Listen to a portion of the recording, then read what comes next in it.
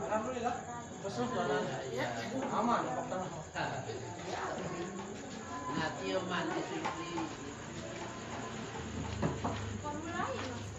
Petang bawaan dia. Boleh. Petang. Petang dulu, jangan petang. Masih miring ya. Si anak di bareng di atas. Iya, Apa? iya, anak.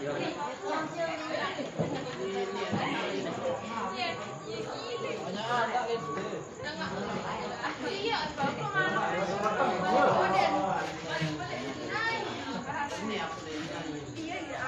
Dia balik HP dia.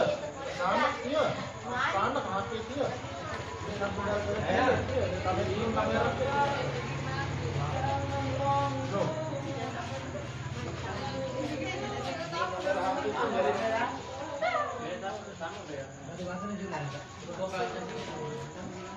Dengan dealer nih.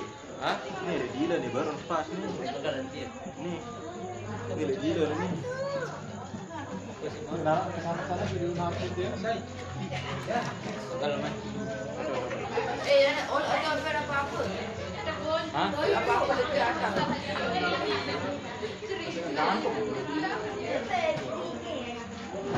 Oke. Ponggo ambil bangku ini. Terang. Ini baru ini anak dua nih. Bangku ini mana? Jadi dua nih mang. Aneh.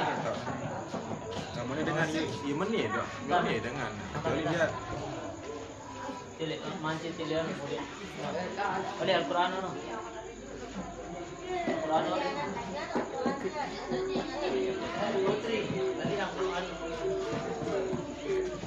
tujuan nih pasti.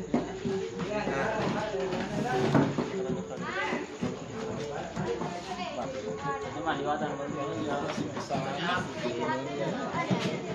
Online. Aku tahu. Aku ini bersih nih, anu.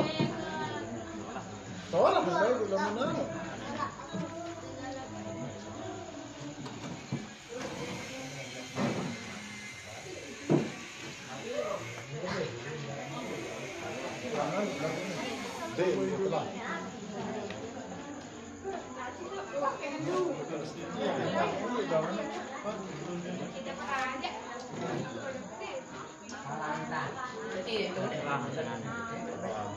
Iya, mana? Dia petang. Bersih. Aku dia mulai petang. Sekali ini kan bersih. Iya nih. Dari mana periksa dia tahu. Biasanya sekarang atasnya.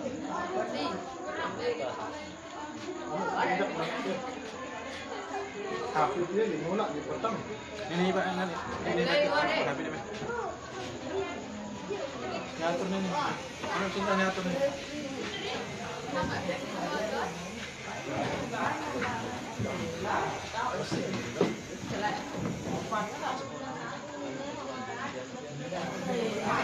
Baca tu tak?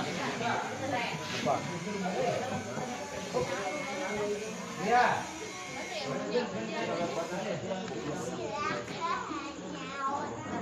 Kita je. Baca kita. Tuan Ada. Bersih. HP dia di petang. Dia bola. Mau tulisan ini kan? Oh, mari. Untuk soal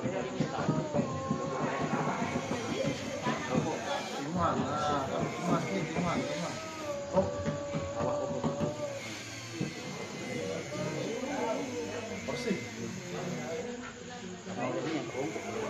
Kan dia mau buka layar full dia. Memang layar full.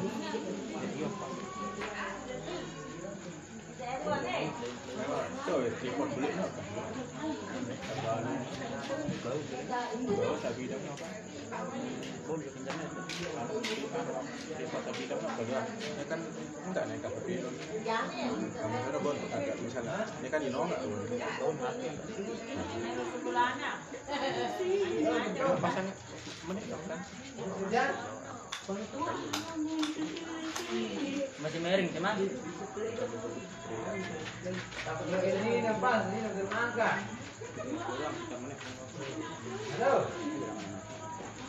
Boleh cuma. Penting. Ada tadi kayu mali orang itu.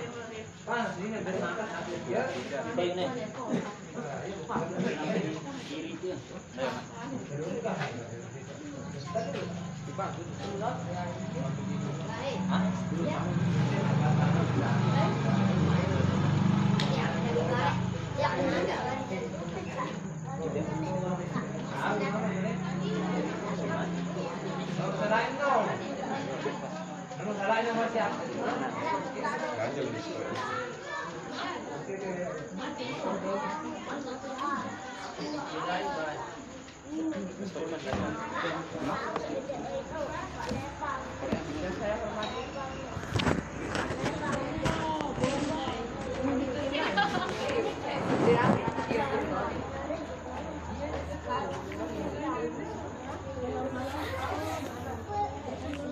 Assalamualaikum warahmatullahi wabarakatuh.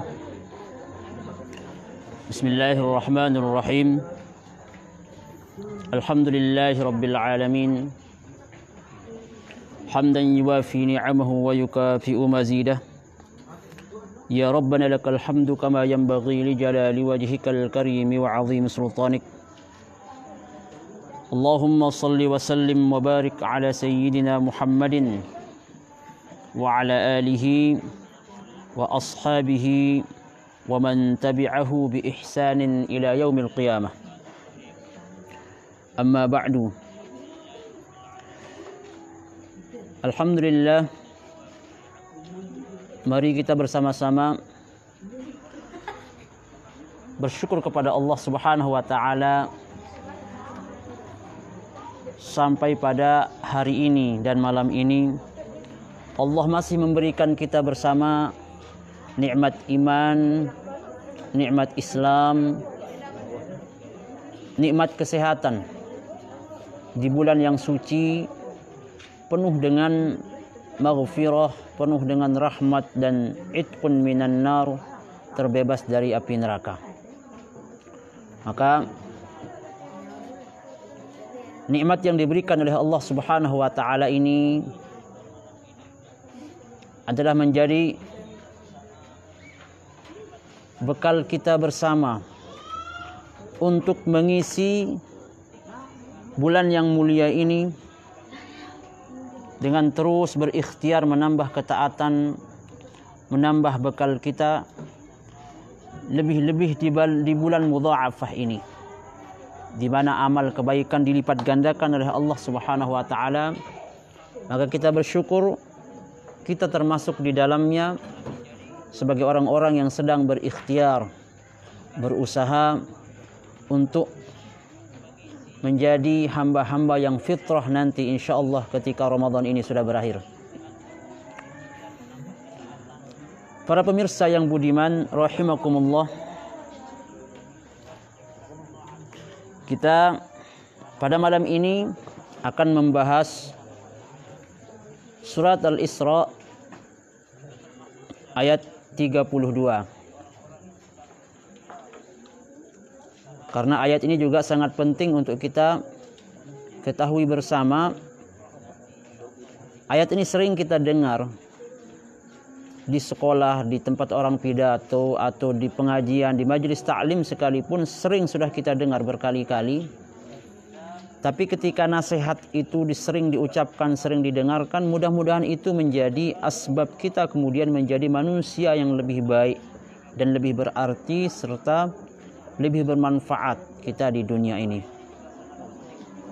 Allah Subhanahu wa taala berfirman di dalam surat Al-Isra ayat 32.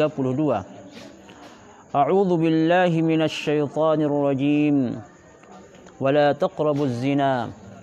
Innahu kana fahishatan wa sa'a sabila. Dan janganlah kalian mendekati zina. Karena sesungguhnya ia az-zina kana fahishatan, adalah perbuatan dosa besar. Yani kana fahishatan dzambun kabir, dzambun azim, adalah perbuatan dosa yang besar, seperti yang disebutkan oleh Imam Ibnu Katsir di dalam tafsir Al-Qur'anul Azim. Wa sa'a sabila, dan sesungguhnya perzinahan itu adalah seburuk-buruk jalan. Maka mari kita resapi bersama, kita pahami makna ayat di dalam Al-Quran ini, lebih-lebih di ayat yang sangat pendek ini. Walaupun dia sangat pendek, akan tetapi mempunyai makna yang sangat luas bila kita aplikasikan di dalam kehidupan kita, dan akan mempengaruhi sebagian besar kehidupan kita menjadi manusia yang lebih baik. Ketika kita mendengarkan ayat ini, kemudian kita pahami dan kita mengikuti anjuran dan perintah yang ada di ayat ini. Karena sesungguhnya ketika ayat ini berbicara, ketika Al-Faqir mengatakan wala taqrabuz zina innahu kana fahisyah wa sa'a sabila, ini adalah perkataan Allah Subhanahu wa taala. Tentunya ketika Rabbu Allah Jalla Jalaluh yang berkata seperti itu, maka kita berkewajiban sebagai hambanya untuk taat terhadap perintahnya. Maka Allah Subhanahu wa taala yang maha bijaksana, yang maha mengetahui dan maha segalanya, melarang kita untuk mendekati perbuatan zina.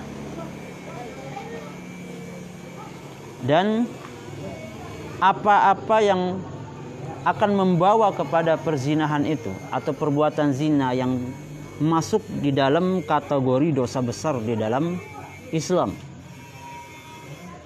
Maka apapun sebuah perbuatan, entah itu perkataan atau perbuatan atau perilaku apapun,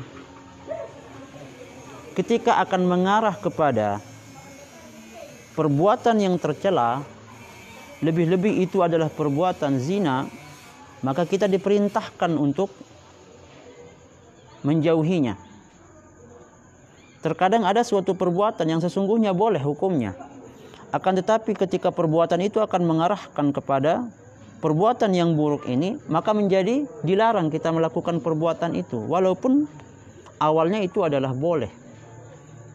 Misalnya kita melihat itu boleh, bagaimana kita akan berjalan, bagaimana kita akan membaca, bagaimana kita akan melihat sesuatu kalau tidak dengan melihat. Itu kan hukumnya boleh, malahan bisa jadi ibadah. Akan tetapi bagaimana ketika pandangan itu mengarah kepada hal-hal yang akan mengarahkan kita kepada dekat kepada perzinahan, maka otomatis pandangan itu menjadi haram dan dilarang oleh Allah Subhanahu wa taala. Kita berbicara itu boleh. Berbicara itu adalah bagaimana kita akan menjelaskan sesuatu kalau kita tidak berbicara? Bagaimana kita akan menjelaskan tentang ayat-ayat Allah, pesan-pesan ilahiyah yang ada di dalam Al-Quran ini kalau kita tidak berbicara? Maka itu menjadi ibadah. Akan tetapi yang berbicara itu adalah awalnya ibadah, dan itu boleh, bisa berubah menjadi haram dan dilarang. Karena apa? Ketika berbicara itu akan mengarah kepada sesuatu perbuatan yang tercela. Lebih-lebih misalnya kepada perzinahan, maka itu dilarang. Apa contohnya? Hal-hal yang sangat spesifik atau yang paling berperan di dalam kehidupan seseorang itu yang akan membawa kepada perbuatan buruk itu. Pertama, an-nazar, melihat. Karena kita yakini bahwa dosa terbesar, seandainya setiap manusia itu ditimbang dosanya, yang menyebabkan dosa itu banyak dilakukan, semua berawal dari pandangan. Awalnya kita memandang, kemudian kita membaca.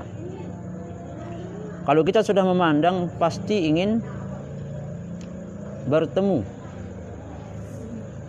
lawan jenis misalnya yang belum halal.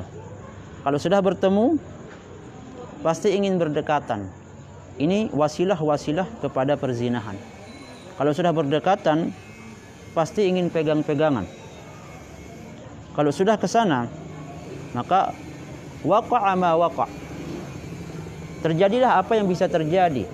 Sesuatu yang tidak diinginkan oleh kita hatta kepada yang berbuat itu, dan tentunya tidak diinginkan di dalam syariat Islam ini.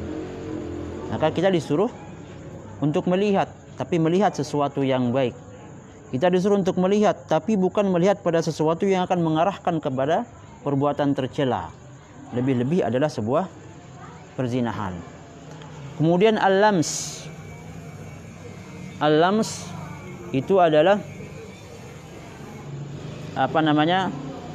pegangan. Setan itu diciptakan oleh Allah Subhanahu wa taala untuk menyesatkan manusia dan ingin menggiring seluruh umat Muhammad sallallahu alaihi wasallam agar ikut bersamanya kelak di neraka. Maka sekecil apapun setan, ketika dia mempunyai kesempatan untuk menggiring umat Muhammad ke dalam neraka, maka dia akan lakukan. Maka salah satu caranya itu adalah dengan cara al-lams, pegang-pegangan dulu. Kemudian ketika dia pegang-pegangan, pasti dia akan istilahnya lebih kepada perbuatan yang lain yang dia inginkan. Dia akan penasaran. Maka akan terjadi sesuatu yang kita tidak inginkan. Kemudian al-ikhtilat, yang wasilah atau jalan yang akan menjadi kemungkinan seseorang itu akan dekat kepada perbuatan tercela itu.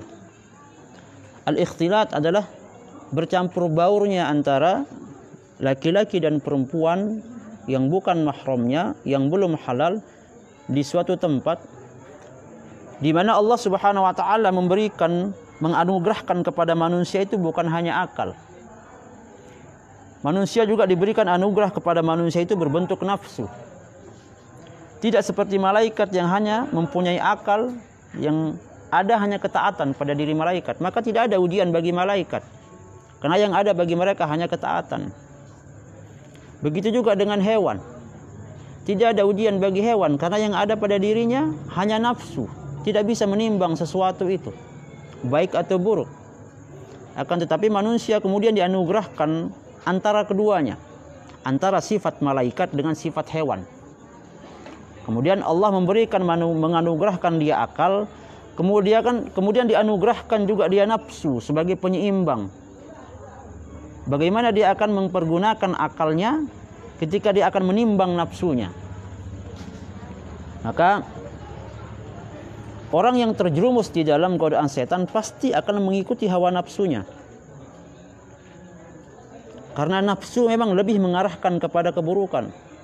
Wa ma ubarri'u nafsi innan nafsa la'ammaratun bisu. Karena nafsu itu memang lebih dominan, memang mengarahkan agar berbuat keburukan. Maka bercampur baurnya itu adalah salah satu wasilah kepada perbuatan tercela itu atau zina itu. Kemudian wal khulwah bil ajnabiyah adalah ketika ada dua orang lawan jenis yang bukan mahramnya dan belum halal, kemudian sembunyi-sembunyi di tempat yang sepi. Itu juga bisa menjadi wasilah, asbab yang akan menyebabkan seseorang itu jatuh kepada perzinahan. Maka sudah otomatis ketika menjadi asbab atau wasilah kepada perzinahan, maka akan menjadi haram hukumnya ketika kita akan melakukan itu. Ketika memandang itu kemudian akan menjadi wasilah kepada perzinahan, maka jelas memandang akan menjadi haram. Ketika campur baur dengan lawan jenis itu akan mengarahkan kepada perzinahan, maka sudah jelas nanti campur baur itu akan menjadi haram. Apalagi ketika di tempat yang sepi berdua antara laki-laki dan perempuan yang bukan mahramnya dan belum halal, kemudian akan bisa mengarahkan kepada perzinahan, maka sudah jelas akan menjadi haram hukumnya. Kenapa? Karena semua ini hadhil umur tuaddi ila fi'lil fahisyah. Karena semua ini kalau kita tidak hati-hati mengarahkan nafsu kita, menjinakkan nafsu kita sebagai hamba Allah yang beriman, kita ingin selamat, maka jauhi perbuatan-perbuatan yang seperti ini. Karena sekuat-kuatnya iman seseorang itu, ketika setiap hari terus mencari wasilah, terus dia terbiasa dengan wasilah-wasilah kepada perbuatan itu, maka dikhawatirkan dia nanti akan terjerumus ke dalam lembah yang tercela itu. Makanya tidak dibolehkan. Kemudian para pemirsa yang budiman, Allah Subhanahu wa taala ketika mensyariatkan suatu hukum, entah itu berbentuk perintah untuk ditaati dan kemudian berbentuk larangan untuk tidak dilakukan. Sesungguhnya apapun larangan, khususnya tentang pengharaman zina, itu dilarang oleh Allah Subhanahu wa taala, bukan untuk Allah Subhanahu wa taala. Sesungguhnya hikmah di balik pelarangan dan pengharaman zina dan perbuatan-perbuatan yang tercela lainnya yang bisa menimbulkan dosa, yang bisa menimbulkan dosa, itu kembali kepada orang yang berbuat itu. Kalau Allah Subhanahu wa taala sudah maha sempurna dia. Sesungguhnya bila seluruh makhluknya, seluruh manusia di jagat raya ini taat kepada Allah Subhanahu wa taala, tidak ada yang tidak menyembahnya, itu pun tidak akan mengurangi kerajaannya.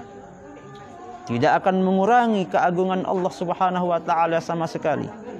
Ataupun sebaliknya, andaikan seluruh manusia satu pun tidak ada yang mau taat kepada Allah, satu pun tidak ada yang mau beribadah dan menyembah Allah Subhanahu wa taala di atas dunia ini, sesungguhnya itu pun tidak akan mengurangi keagungan Allah Subhanahu wa taala. Maka dijelaskan bahwa Allah mengharamkan perbuatan zina ini bukan menjadi suatu kesia-siaan. Maka kita ketika dilarang melakukan sesuatu, melakukan perbuatan yang sangat kita inginkan,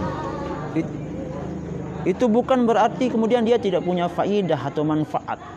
Pasti juga dia punya hikmah yang akan kembali kepada pelakunya itu sendiri. Maka yang pertama kita tahu bahwa perbuatan zina itu adalah min afhashil fawahish wa min akbaril qaba'ih wa a'zamiha khataran. Dia adalah seburuk-buruk perbuatan, buruk. Seburuk-buruk perbuatan buruk. Kenapa Allah sampai mengatakan itu? Akbarul qaba'ih wa afhashul fawahish. Seburuk-buruknya perbuatan yang buruk, itulah zina. Yang kedua, wa a'zamiha khataran 'alal mujtama'il islami, dan menjadi pengaruh yang paling besar terhadap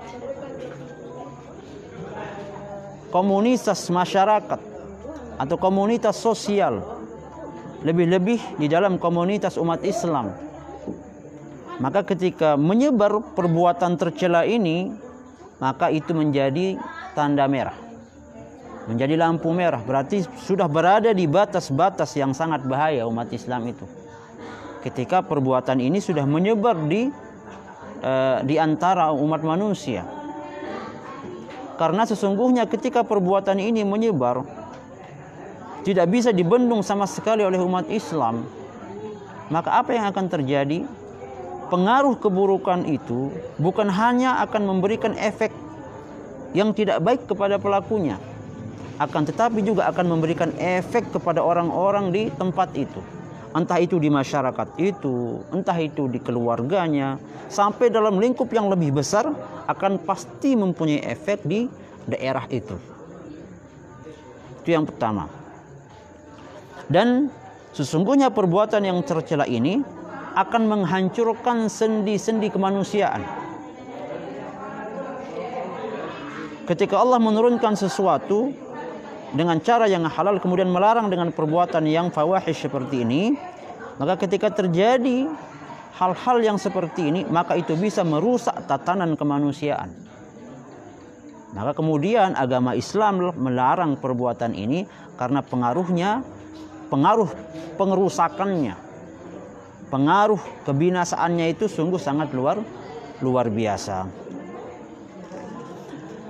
Para pemirsa yang budiman, kemudian bahwa di antara hal-hal yang bisa diakibatkan bagi orang-orang yang sudah terjerumus ke dunia yang hina ini adalah entah itu berbentuk individual atau berbentuk kelompok ataupun menjadi sebuah komunitas ataupun menjadi sebuah pekerjaan, maka sesungguhnya dia yubaddidul amwal. Itu bisa menghilangkan harta, menghilangkan keberkahan itu. Allah Subhanahu wa taala memberikan nikmat kepada seseorang itu dalam bentuk harta yang baik, harta yang berkecukupan. Akan tetapi ketika harta atau nikmat itu kemudian dilencengkan oleh orang itu yang diberikan amanah oleh Allah untuk dikasih harta itu, kemudian dia pakai untuk berbuat perbuatan yang tercela, lebih-lebih itu adalah perzinahan, maka sesungguhnya kemudian secara langsung Allah Subhanahu wa taala akan mengangkat keberkahan harta itu. Tidak ada lagi keberkahan harta bagi orang-orang yang enjoy atau menikmati perbuatan tercela ini, yaitu perzinahan. Seandainya pun ada uangnya, seandainya pun ada hartanya, akan cepat habis. Punya uang tidak terasa habis langsung. Ataupun keduanya Allah memberikan lebih banyak uang, lebih banyak amwal. Sebagai apa? Dalam istilah Islam, ketika ada ahli maksiat kemudian semakin diperkaya oleh Allah Subhanahu wa taala, semakin diberkahi oleh Allah Subhanahu wa taala, itu ada istilahnya, istidraj. Maka hati-hati juga ketika engkau di dalam lumpur kemaksiatan, lebih-lebih di dalam lumpur engkau menikmati perzinahan itu, tidak pernah beristighfar dan bertaubat dengan perbuatan itu, akan tetapi profesimu semakin baik, jabatanmu semakin baik, hartamu semakin baik, semakin banyak, maka hati-hati. Itu adalah istidraj dari Allah Subhanahu wa taala. Istilahnya istidraj itu adalah mempercepat nikmat itu diberikan kepada hamba itu di dunia agar nanti di akhirat dia tidak akan mendapatkan nikmat itu sama sekali. Istilahnya hanya neraka yang akan dia dapatkan kelak di yaumul qiyamah. Kemudian yang akan didapatkan oleh orang-orang yang sudah terbiasa dengan ini, dia akan wayahtikul a'rad. Dia akan menghancurkan kehormatan. Dia akan menghancurkan kehormatan seseorang apabila perbuatan tercela ini sudah terjadi pada dirinya atau dia menikmati perbuatan taubat dengan perbuatan itu. Apa yang akan terjadi? Wayahtikul a'radhi. Dia akan menghancurkan kehormatan seseorang. Bagaimana seandainya kemuliaan itu diberikan oleh manusia, dia sebagai seorang yang baik misalnya, manusia menghormati dia, memuliakan dia, kemudian hal-hal yang sifatnya duniawi yang ada hanya pujian kepada dia, maka ketika itu kemudian dia lupa, kemudian dia jatuh ke perbuatan tercela ini, yaitu perzinahan, maka otomatis bukan hanya hukuman duniawi, bukan hanya hukuman ukhrawi dari Allah, itu sudah jelas. Hukuman sosial itu sudah pasti akan didapatkan. Bagaimana bentuk hukuman sosialnya itu? Dengan dijatuhkan kehormatannya di antara manusia. Dan itu tidak kita inginkan, hanya menginginkan kenikmatan sesaat, kemudian kita akan menyesalinya seumur hidup. Kemudian dia bisa menyebabkan wa yaqtuludz dzurriyyata wal abna. Dia bisa membunuh keluarga dan anak. Kenapa perbuatan tercela ini bisa membunuh keluarga dan anak? Memang iya. Ada keluarga diberikan oleh Allah Subhanahu wa taala suami istri yang baik, yang taat, anak-anak yang baik, yang taat. Itu adalah nikmat terbesar yang diinginkan oleh siapapun. Tapi ketika ada salah satu dari anggota itu kemudian yang mengkhianati amanah itu, yang mengkhianati nikmat itu, maka pasti akan mendapatkan kehancuran. Misalnya suaminya selingkuh. Selingkuhnya itu kemudian dia berzina dengan orang lain. Atau sebaliknya istrinya selingkuh. Kemudian istrinya berzina dengan orang lain. Maka dengan perbuatan ini kemudian Allah menzahirkan rahasianya dan ditahu oleh keluarganya. Maka dengan perbuatan yang sedikit yang menginginkan kenikmatan sesaat ini, kemudian pasti dia akan meluluh lantahkan keluarga itu. Keluarga pasti akan jadi broken home. Pasti akan bermasalah. Suami istri pasti akan bermasalah. Bukan hanya suami istrinya yang bermasalah, pasti juga akan bermasalah dengan anak-anaknya. Mental anak-anaknya pasti akan berbeda ketika dia mengetahui orang tuanya tidak bisa menjadi contoh yang baik. Maka dia bisa merusak tatanan keluarga itu. Bukan hanya antara suami istri dan anak, dia juga bisa merusak keluarga yang lebih luas dari itu, yaitu keluarga besarnya. Sampai seperti itu pengaruh yang akan didapatkan bagi orang-orang yang melakukan perbuatan tercela ini dan menikmati perbuatan tercela ini. Dan wa yufdi bil ummati ilal halaki wal fana. Dan bisa membuat umat itu menjadi hancur dan hilang. Karena apa? Ketika sendi yang satu ini dilanggar oleh siapapun atau oleh umat siapapun, dilanggar sendi yang satu ini, maka kita yakin pasti akan terjadi kebebasan, akan terjadi free sex. Tidak ada penghambat, tidak ada kemudian yang menjadi pagar. Maka ketika sudah merajalela perbuatan tercela ini, perzinahan ini, sudah otomatis kemudian akan mengganggu umat itu. Kita masih bersyukur di tempat kita, mungkin mudah-mudahan di tempat kita masing-masing tetap diturunkan oleh Allah rahmat dan barokah itu. Kalau kita lihat di negeri barat, di Eropa, di Amerika, ketika dilegalkan perbuatan ini, kemudian tukar tambah ini sama itu, dilegalkan perzinahan ini, maka kita lihat moralnya yang rusak, tidak lagi mengenal siapa Tuhan mereka. Walaupun mereka bergelimang harta, rumah yang besar, kendaraan yang mewah, tidak akan membuat tenang. Kenapa? Karena melanggar sendi-sendi kemanusiaan yang melewati batas. Dia sudah melewati batas yang dibatasi di dalam hukum-hukum yang sudah ditentukan oleh Allah Subhanahu wa taala. Penonton yang budiman, zina juga yufsidul akhlaq. Dia bisa merusak keadaban. Dia bisa merusak akhlak seseorang.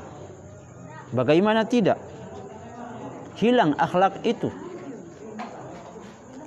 Antara dua orang yang belum halal, yang bukan muhrimnya, kemudian dengan sangat berani dan pedenya mempertontonkan auratnya di depannya, maka apakah ini bukan termasuk orang yang tidak berakhlak? Makanya disebutkan, kalau sudah berani mempertontonkan auratnya kepada orang yang bukan muhrimnya dan belum halal untuk dilihat, maka sudah jelas itu merusak akhlaknya. Kalau sudah timbul seperti itu, maka Allah akan cabut rasa malu itu.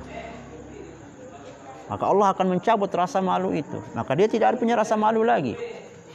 Mungkin dia akan ketemu di sana, janjian di sana, kemudian sampai terjadi waqa'a ma waqa', terjadi sesuatu hal yang tidak kita inginkan. Apa sebabnya?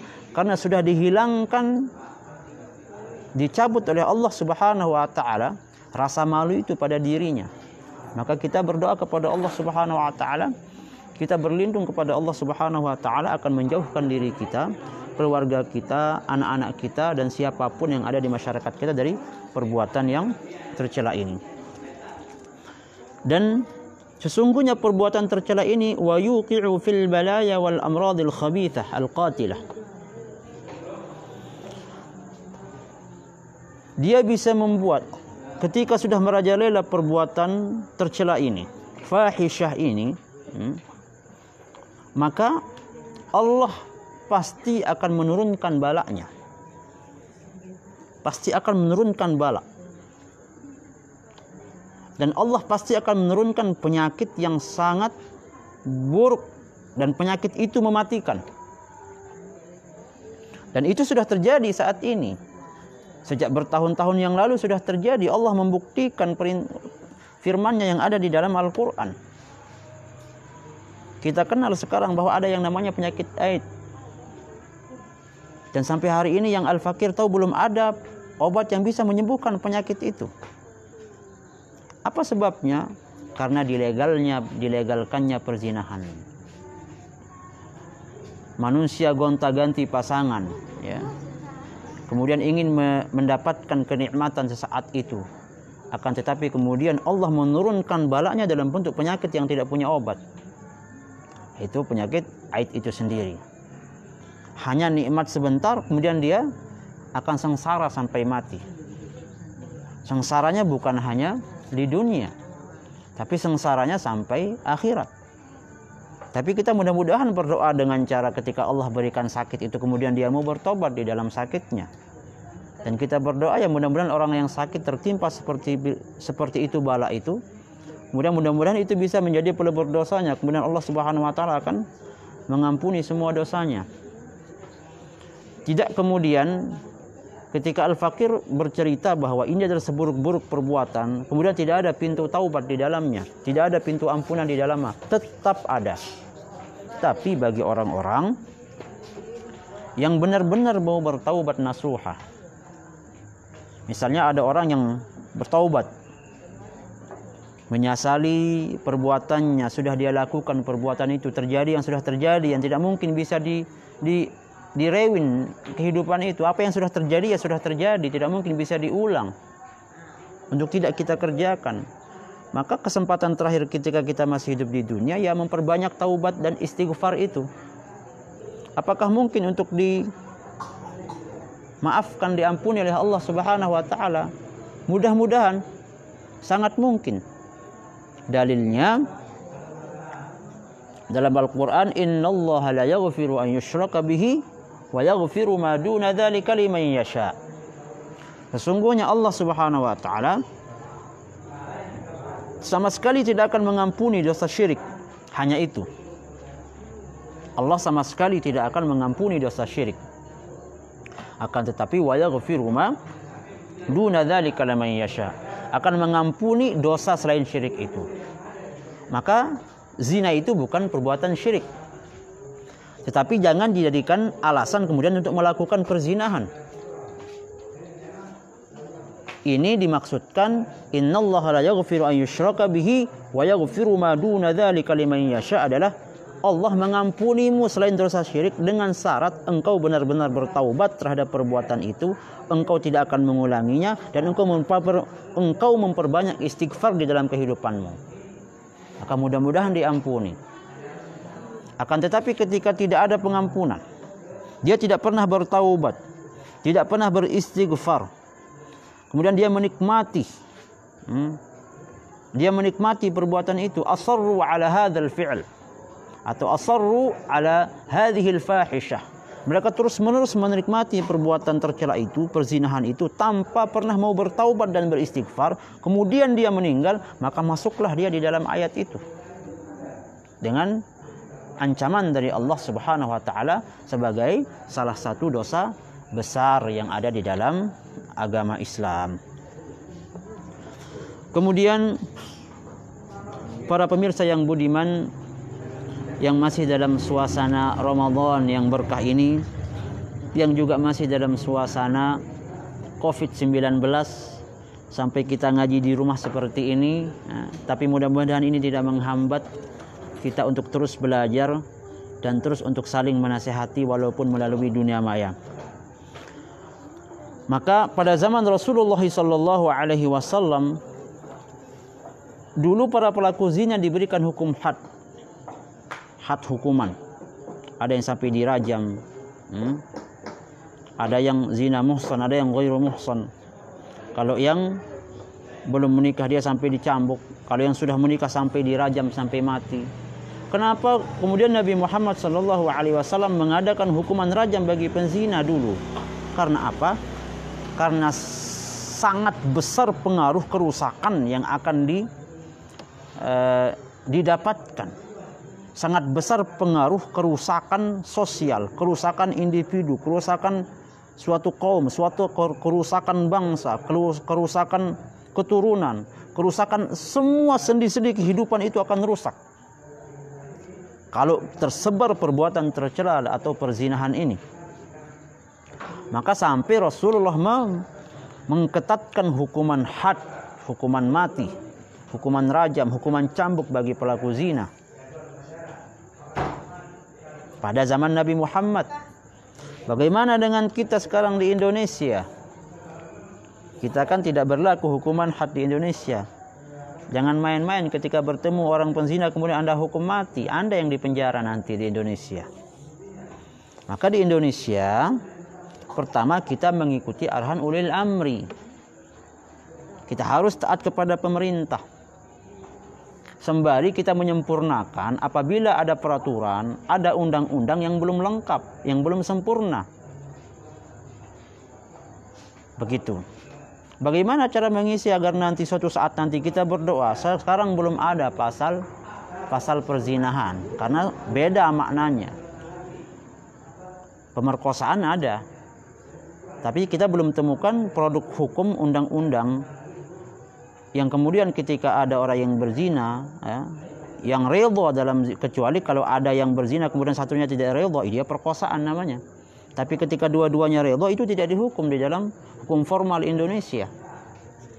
Maka ya memang ini masalah dan ini memang kekurangan hukum kita di Indonesia yang harus kita akui.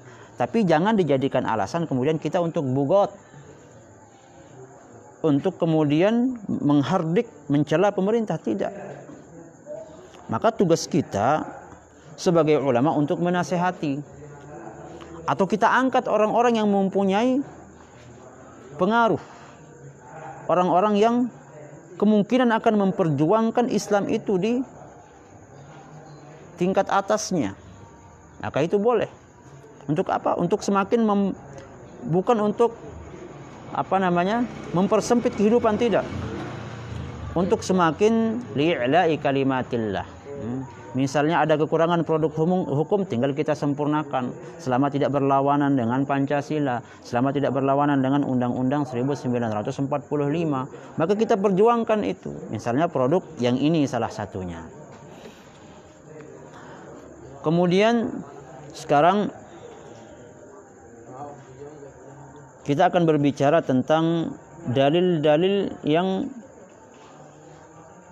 mengharamkan perzinahan. Ya. Pertama,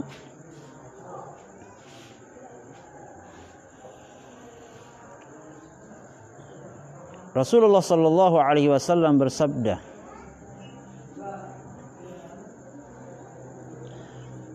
Rawa an Ibni Abbas radhiyallahu taala anhuma qala Rasulullah sallallahu alaihi wasallam, Ya syababa Quraisy, ihfadhu furujakum la taznu ala man hafidha farjahu falahul jannah. riwayat Imam Al-Hakim dan Imam Al-Baihaqi dari sahabat Ibnu Abbas. Beliau mengatakan Rasulullah sallallahu alaihi wasallam bersabda, "Wahai para pemuda Quraisy, jaga kemaluan kalian. Jangan kalian berzina," kata Rasulullah. "Ketahuilah olehmu bahwasanya barang siapa yang menjaga kemaluannya, maka baginya lah surga." Itu janji Allah melalui lisan baginda Nabi Muhammad SAW. Jangan kemudian kita mengorbankan kehidupan abadi kita. Kita akan dimasukkan surga oleh Allah Subhanahu wa taala, kemudian kita memilih nikmat yang sangat sedikit dan kecil ini. Kita ingin memilih kenikmatan sesaat itu. Karena apa? Kita digoda oleh setan dan kita tidak mampu melawan syahwat kita. Maka ingatlah pesan Rasulullah sallallahu alaihi wasallam ini untuk menjaga kemaluan kita. Maksudnya jangan melakukan perzinahan. Ketika engkau seandainya syahwat itu muncul, maka ingatlah hadis ini bahwa surga bagi orang-orang yang tidak melakukan perzinahan, orang-orang yang menjaga kemaluannya, maka insya Allah akan lebih baik. Kemudian Nabi Muhammad SAW bersabda yang diriwayatkan oleh Imam Ahmad dari sahabat Maimunah radhiyallahu taala anha berkata, "Sami'tu Rasulullah sallallahu alaihi wasallam yaqul." Aku pernah mendengar Rasulullah sallallahu alaihi wasallam bersabda, "La tazalu ummati bi khairin ma lam yafshu fihim waladuz zina." Umatku akan selalu berada di dalam kebaikan. Umatku akan selalu berada di dalam kebaikan. Ma lam yafshu fihim waladuz zina. Selama tidak tersebar anak zina di suatu masyarakat itu. Kita tidak ingin menyalahkan anak, tapi kita akan menyampaikan pesan Rasulullah saja. Umat itu akan tetap baik selama tidak menyebar banyak anak zina, maksud saya. Semakin banyak anak zina, maka kualitas kebaikan umat itu pasti akan berpengaruh menjadi lebih buruk. Fa idza fasha fihim waladuz zina fa usyaka an yu'ammimallahu bi'adzab wal 'iyadzu billah. Maka apabila sudah menyebar, sudah tersebar di suatu wilayah, suatu negeri, suatu tempat, itu banyak anak zina. Banyak anak yang lahir bukan dari pernikahan yang sah. Akan tetapi dia hamil duluan, baru menikah, atau hamil dan tidak menikah. Intinya semua pembuahan yang lahir dari bukan pernikahan yang sah, maka itu disebut dengan anak zina. Maka apa kata Rasulullah? Kalau sudah menyebar anak zina itu di suatu wilayah atau tempat, maka dikhawatirkan kemudian Allah Subhanahu wa taala yu'ammimallahu bi'adzab, akan menurunkan azab kepada wilayah itu, tempat itu, daerah itu. Maka kita tidak tahu sekarang kenapa COVID-19 ini diturunkan oleh Allah Subhanahu wa taala. Terjadi huru-hara di mana-mana. Bisa jadi kemungkinan Allah Subhanahu wa taala menurunkan penyakit seperti ini karena sudah menyebarnya perbuatan seperti ini. Sudah tidak terbendungnya orang-orang yang melakukan perzinahan, tidak punya rasa malu. Urat leher mereka sudah habis dan tidak ada. Akhirnya ketika sudah menyebar seperti itu, Allah menurunkan azab itu. Kepada siapa? Bukan hanya kepada pelaku zina, akan tetapi kepada semuanya. Kepada semuanya. Orang yang bertakwa ikut, orang yang beriman ikut. Lebih-lebih juga orang yang maksiat pasti ikut kena musibah itu. La tusibanna alladhina zalamu minkum khassah. Jangan kalian mengira bahwa ketika ada yang bermaksiat punya hanya khusus diberikan hukuman kepada orang yang beriman saja. Tidak. Diberikan hanya kepada orang yang pelaku maksiat saja. Tidak. Akan tetapi orang beriman juga akan dihukum. Malahan dari orang beriman itu akan diawali hukuman itu. Karena dia diam ketika melihat kemungkaran itu tidak bisa dia cegah. Kemudian Rasulullah sallallahu alaihi wasallam bersabda, kalau di dalam ilmu fikih zina itu sudah jelas. Yani ketika bertemunya dua hasyafah, ketika bertemunya hasyafah dengan farj an-nisa, maka itu disebut dengan zina dalam hukum fikih. Tapi dalam ilmu tasawuf, zina itu dimaknai lebih luas. Sesuatu yang mengarah kepada perzinahan itu adalah zina. Maka, dan ini memang ada hadis Rasulullah Sallallahu Alaihi Wasallam, pernah beliau mengucapkan itu, bahwa mata itu bisa berzina, bahwa pendengaran itu berzina. Bagaimana katanya? Zinanya mata adalah melihat hal-hal yang tidak dihalalkan, melihat hal-hal yang haram, itu zina mata. Kemudian zinanya lisan atau mulut ini adalah ketika berkata hal-hal yang tidak baik, ketika membicarakan aib orang, menggibah orang, menghardik orang, itulah zina mulut atau zina lisan. Telinga juga bisa berzina. Engkau mendengarkan sesuatu yang diharamkan oleh Allah Subhanahu wa taala. Engkau menikmati gunjingan orang ketika menggibahi seseorang bersama temanmu, itu adalah zinanya telinga. Kemudian tangan juga punya berzina. Engkau mengambil hak orang lain dengan cara yang tidak baik, engkau membantu orang melakukan kemaksiatan, itu zina tangan. Kaki juga mempunyai zina. Sama, engkau berjalan untuk melakukan kemaksiatan, engkau pergi berjalan ke kantor, kemudian nanti engkau korupsi, engkau menipu orang dengan kakimu berjalan ke sana, itu adalah zina kaki. Wa yaqulul farj, ada juga disebut dengan zina kemaluan. Nah, di sini yang di dalam ayatnya yang disebut adalah zina kemaluan itu. Akan tetapi hal-hal yang akan mengarahkan kepada perzinahan itu juga masuk di dalam yang disebutkan oleh Al-Faqir tadi. Maka nanti di yaumul qiyamah, mata itu berkata akan menjadi saksi, ya aku dulu pernah melihat ini di hari kiamat. Kemudian pada hari kiamat nanti lisan mulut kita juga akan berkata apa? Ana takallamtu, ya dulu aku pernah berbicara seperti ini, akan menjadi saksi nanti di yaumul qiyamah. Kemudian telinga juga akan berkata, ya aku dulu pernah mendengar seperti ini. Dia akan menjadi saksi ketika telinga ini dulu pernah berzina di dunia. Begitu juga dengan tangan, begitu juga dengan kaki, begitu juga dengan kemaluan, begitu juga dengan bumi, tempat kita berpijak ini. Begitu juga dengan tulisan, dengan malaikat maksud saya. Malaikat mengatakan apa? Ana katabtu, dulu aku pernah mencatat keburukan dia pernah mengerjakan ini. Dan belum ada ampunan untuk dia ini. Dia belum pernah bertaubat, dia belum pernah istighfar katanya. Maka kita bersama-sama berdoa kepada Allah Subhanahu wa taala. Tentunya ketika Allah memberikan